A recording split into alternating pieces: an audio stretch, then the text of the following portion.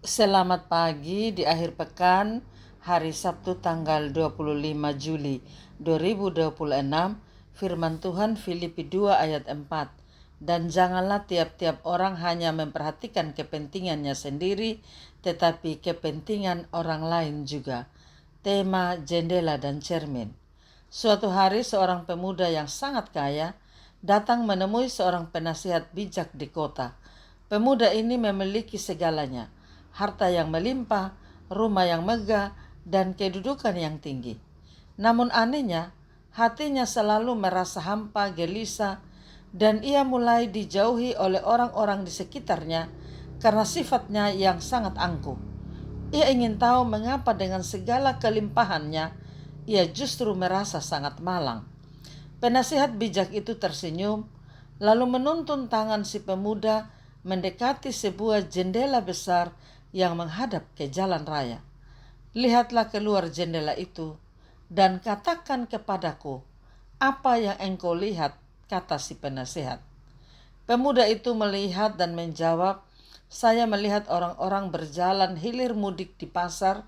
Ada seorang ibu yang sedang menuntun anaknya, ada pedagang tua yang sedang memikul dagangannya, dan ada anak-anak yang sedang bermain bersama.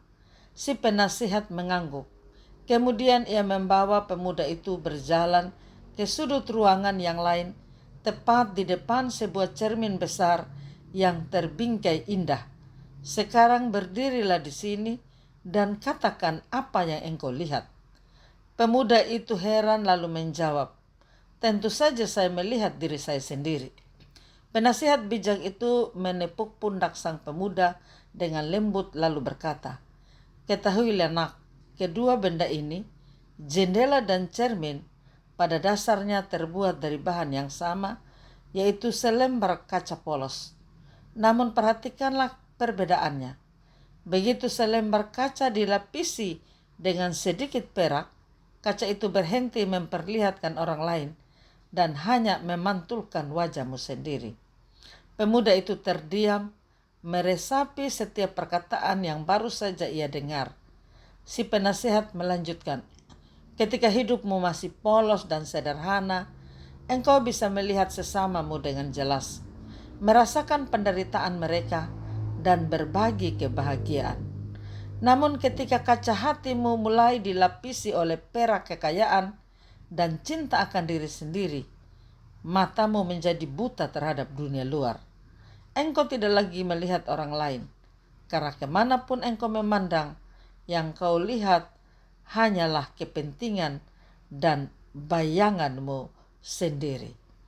Seringkali dalam kehidupan, berkat, kesuksesan, kenyamanan duniawi, bertindak untuk kepentingan diri sendiri.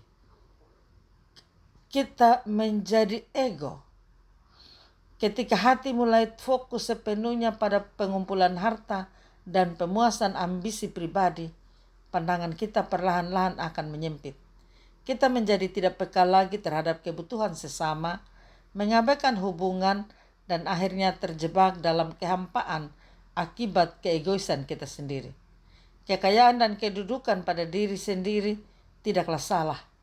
Namun letak bahayanya adalah ketika hal-hal tersebut mengubah cara pandang kita memandang dunia.